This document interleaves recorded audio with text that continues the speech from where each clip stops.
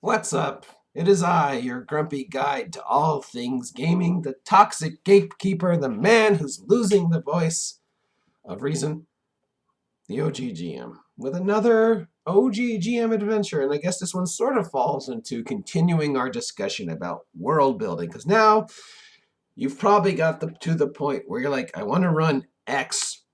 What system do I use? And then, of course, we get to the whole to hack or not to hack, to house rule or to not house rule aspect of system building. And at what point have you house ruled and hacked the system so much that it's a completely different game?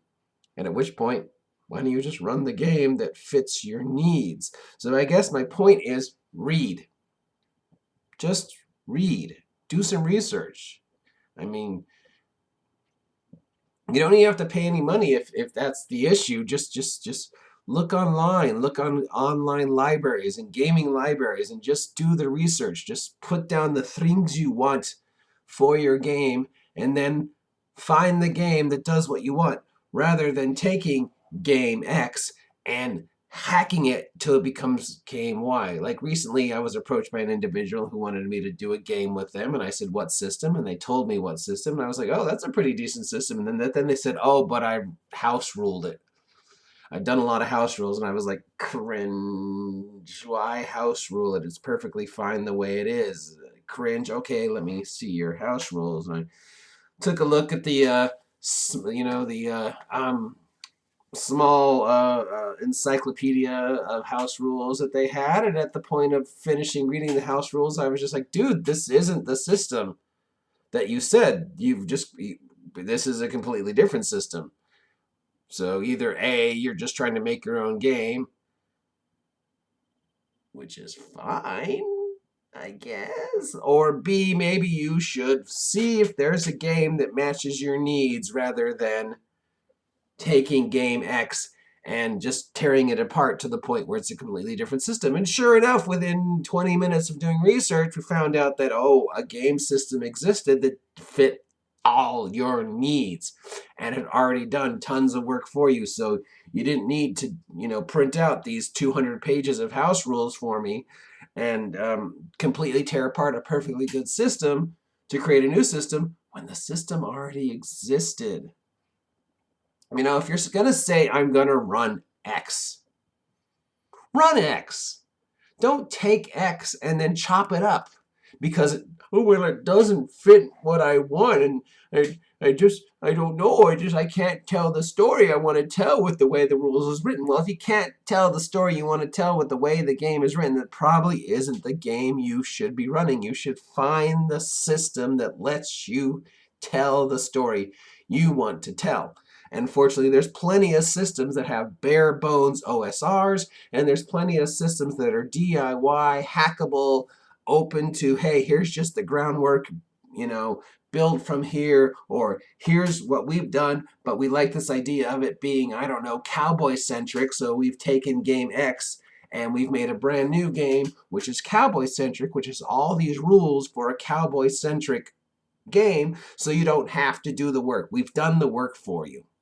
As much as I want you to support friendly local game stores and buy games, unless you're like me and you buy games just because you love buying games and reading games, and even if I'm probably never going to run my copy of Blue Planet, I seriously doubt I'll find anybody who wants to play Blue Planet ever. But I own a copy because I love it. Same with Tales from the Loop. I have a copy of Tales of the Loop. Will I ever get to play Tales from the Loop or run Tales from the Loop? Probably not. But I own it because I love it. But most people aren't just product collectors, So if Game X exists and you're like, I want to run Game X, then run Game X. Game X, for all its good points and bad points, whatever Game X might be for you, just run it.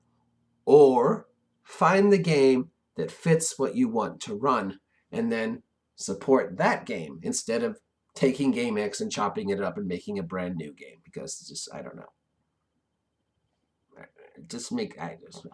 So find, now that you've got your world and you've got your ideas and you've got your NPCs and you've got your sort of general plot line of what you want to happen, Find the system that fits the story you want to tell. And it doesn't have to be, one of the big three. It doesn't have to be Dungeons and Dragons. It doesn't have to be Star Wars. It doesn't have to be Fate.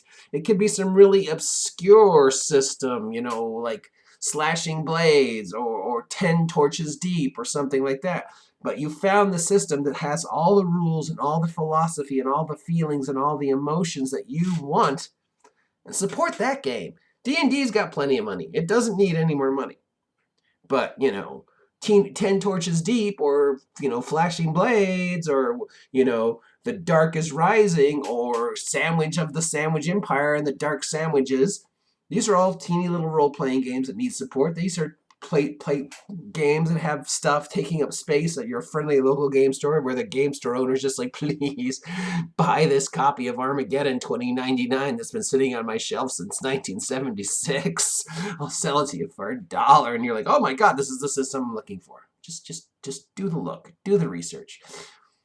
Find the system that tells the story you want to tell instead of trying to make a system do something it wasn't built to do, because inevitably you're just going to get disappointed and your players are just going to be like, dude, you said you were running X. I wanted to play X. I don't want to play whatever this mess is. So find the system. And once you've found the system, come up with your storyline, then you can start working on, expanding it beyond that start small, which we'll talk about next time. Anyways, if you like this stuff and you want to hear more, support me. Remember, I'm still hoping to get 200 subs by August 4th. I think we're at 190, 191. People keep subbing. Then I lost some people because of the whole hoopaloo last week. But I'm hoping that by August 4th, we will get 200 subs. Talk to you losers later.